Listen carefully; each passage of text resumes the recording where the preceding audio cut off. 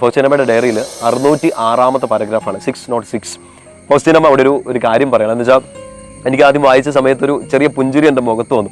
ദൈവമേ, ഇത് നമ്മൾ ചിലപ്പോൾ കടന്നു പോകുന്നൊരു സംഭവമാണല്ലോ എന്ന്. വളരെ നമ്മുടെ മലയാളം ഡയറിയിൽ വളരെ സിമ്പിളായിട്ട് എഴുതി വെച്ചിരിക്കുന്നത്.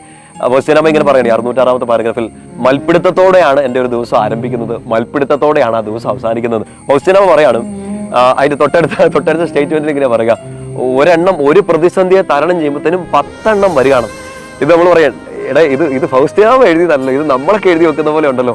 ഒരു പണി തീരുമ്പോൾ നമ്മൾ പറയല്ലേ, ഒരു വേദന തീരുമ്പോൾ അടുത്ത വന്നു കഴിഞ്ഞു എന്ന്. ഇത് ശരിക്കും നമ്മളൊക്കെ അനുഭവിച്ചുകൊണ്ടിരിക്കുന്ന കാര്യത്തെക്കുറിച്ച് ഫൗസ്റ്റീനമ്മ പറയാണ്. പക്ഷെ പരാതി പറയുന്നത് നാട്ടുകാരോടോ വീട്ടുകാരോടോ ഒന്നല്ല, ഈ പരാതി പോലുമല്ല, പ്രത്യാശയോടെ ഈശോയോട് പറയാണ്, കർത്താവെ അവസ്ഥ ഇങ്ങനെ ആട്ടോ, മൽപ്പിടുത്തമാണ് മൊത്തം, ഒരെണ്ണം തീരുന്നതിന് മുമ്പ് അടുത്ത വരികയാണ്. ഫൗസ്റ്റീനമ്മ അത് കഴിഞ്ഞിട്ട് തന്നെ ചെയ്തതെന്ന് പറയും. നമ്മളൊക്കെ ചിലപ്പോൾ പരാതിപ്പെടുമായിരിക്കും, തന്നെ കർത്താവെ ഒരൊറ്റ ദിവസം പോലും സന്തോഷമില്ലെന്ന്.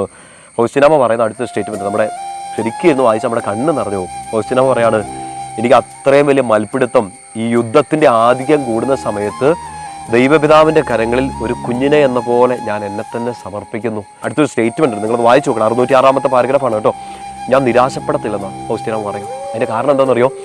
ഫൗസ്റ്റീനമ്മ പറയാണ്, ഞാൻ നശിച്ചു പോകാൻ വേണ്ടി എൻ്റെ പിതാവ് സമ്മതിക്കത്തില്ലെന്ന്. പ്രിയപ്പെട്ട സഹോദരങ്ങളെ, ഇന്നൊരു യുദ്ധം ഇന്നായിട്ടുണ്ടാവല്ലേ, വീട്ടിലോ പഠിക്കുന്നിടത്തോ ജോലിയിലോ ശുശ്രൂഷ ചെയ്യുന്നിടത്തോ, നിങ്ങൾക്കറിയാൻ തന്നെ സംഭവിച്ചാൽ നീ നശിച്ചു പോകാൻ വേണ്ടിയിട്ട് ഒരു സങ്കടം ഈശോ അനുവദിക്കത്തില്ല.